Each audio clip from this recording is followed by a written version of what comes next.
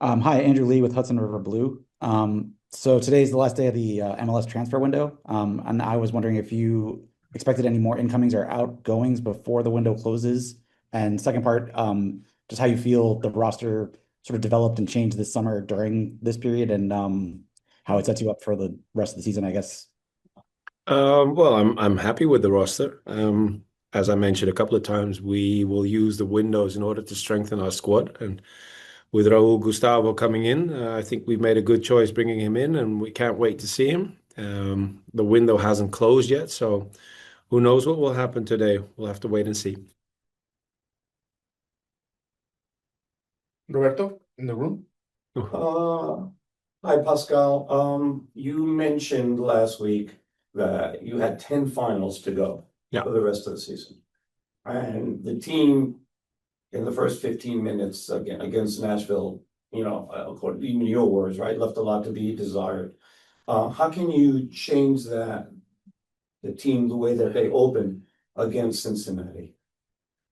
Yeah, that's the million-dollar question, Roberto. That was the question I asked my boys as well, because the way we prepare ourselves is exactly the opposite. So it was a surprise for me as well.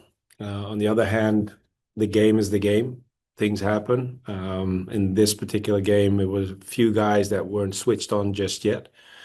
So we're very grateful for the fact that we have Matt Freeze, and Matt kept us in the game. And we also know that if something does go wrong, we have one of the best goalkeepers of the country that can help us out. But that shouldn't be something that you should always rely on. You have to get your things together before these moments occur in the game. So we were fortunate to get it done after 10, 15 minutes, and that's when we started to control the game more and more and more. But that is the million-dollar question still. So I think it's based on having the right mindset, right mentality going into the game from the get-go, and that goes for everybody, especially in these top games. Andres mentioned just before that during the first half Mhm. that you've given them liberties to do certain things on the field. And Mhm. one of the things was Maxi motioning to Andres that he should go and press high while he sits back a little bit more. Mhm. Can you talk about their ability to make those changes on the field and how you let them do that? Um, yeah, well, what I can tell you, Roberto, is that if our possessional play for the players that are engaged for the first two phases of possession have control, that's when these moments will become more possible. Because if you lose possession fast and it's a transitional game, you won't even get the opportunity to have positions changed going forward. So, as I mentioned just now, if we control the games like we did in against Nashville after 20 minutes or so, that's when these moments will be possible. One last one, as far as the health of the team, who's available and who isn't?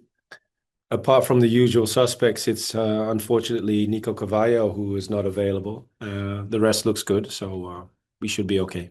So that means Martins is back in the 18 Yep. or 20. Yeah, correct. Thank you. You're welcome. Back to the Zoom, we'll go with Chris. Hey, Coach, just to build on the health status for a little bit, can you update us on long-term prognostications for Malachi Jones and Keaton Parks? Both will not be available for a while still. They're making progress. We got some good results back from yesterday concerning regarding Keats. So it's going in the right direction, and Malachi is getting stronger each day. So we're hoping he keeps on progressing, and hopefully he will be able to train with the squad sometime this year still. But we have to be patient. Michael? Pascal, you have it's Mike Andrew from Blue City Radio. Thanks for Hi, the Mike. time.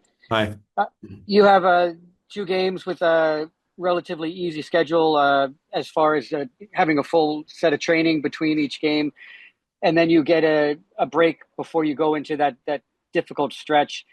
Do you feel like you're going to take advantage of this time to maybe run players out longer, maybe use Maxi more than you might have if you had to know that you had these games come up in tight succession?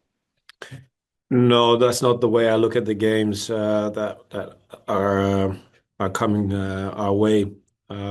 Your colleague already mentioned we approach this final stage in the league as 10 finals, starting with Nashville, and now the next one will be Cincinnati away, and that will be the approach until the final game of the MLS season is played, because our bigger goal is to get into the playoffs. So we have to take it game by game and look at the availability of players and just get the strongest squad out there on the pitch.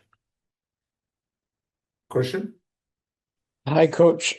Cincinnati currently sit top of the Eastern Conference. I'm just curious to get your perspective on what you can appreciate about them or what you think maybe has put them in that position. Well, obviously it's a very, very good team. They had a great start of the season.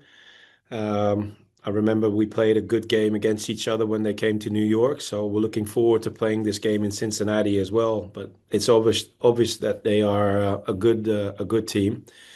However, they've been somewhat struggling in the past few games. Also, if you take the Leagues Cup in the same run, conceding quite a few goals also, and they got back together the last game against Portland, if I'm not mistaken, and we have to make sure that we keep them in that spot and try to get that level of play that we did in game one.